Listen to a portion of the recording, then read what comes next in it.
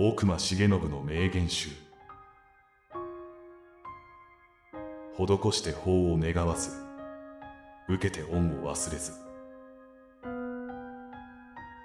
人間が生きるのは社会の利益のために存在するということだ。ただ生きてるのではつまらない。諸君は必ず失敗する。成功があるかもしれませぬけど、成功より失敗が多い。失敗に落胆しなさるな。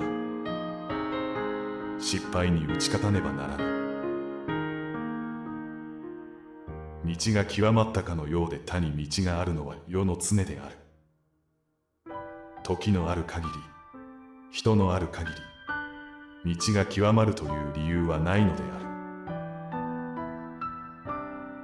顧みて過去の工程を思うとき、その大部分は、多くは失敗と砂鉄との歴史である。枝葉を切っても木はよみがえらない。根元を掘って自然の力、太陽光を根に当てて水を注げば、木は蘇生する。怒るな。愚痴をこぼすな。過去を顧みるな。望みを将来に置け。人のために善をなせ。一国の代表者である私と話したくないというのなら、抗議は全面撤回とみなす。また、あなたの言うことは、国際法で禁止されている内政干渉である。学問は脳、仕事は腕、身を動かすは足である。しかし、卑しくも大政を規制には、まずこれらすべてをすぶる意志の大いなる力がいる。これは勇気である。我が輩は楽観説であ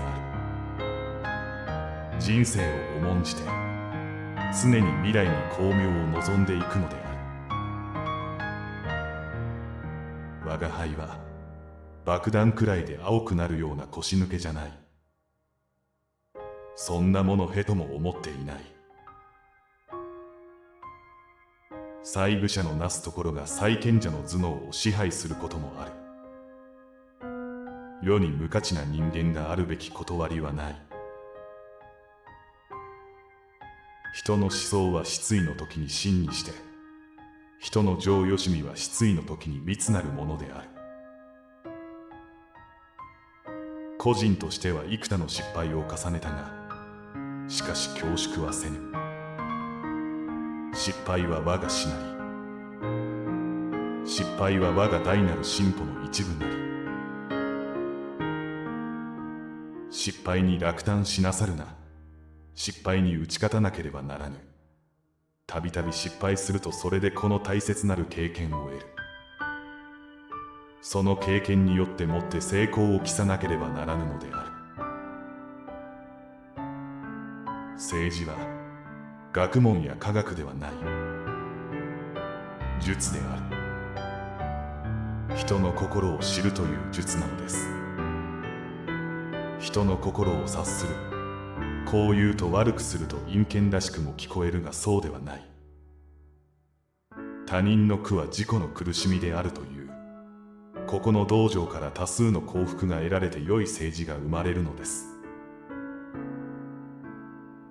政治には側面がある。まして利面がある。歴史はよほど船舶なものだ。男性だけが活躍する社会は国力の半分を無駄にしている。大衆を侮るな。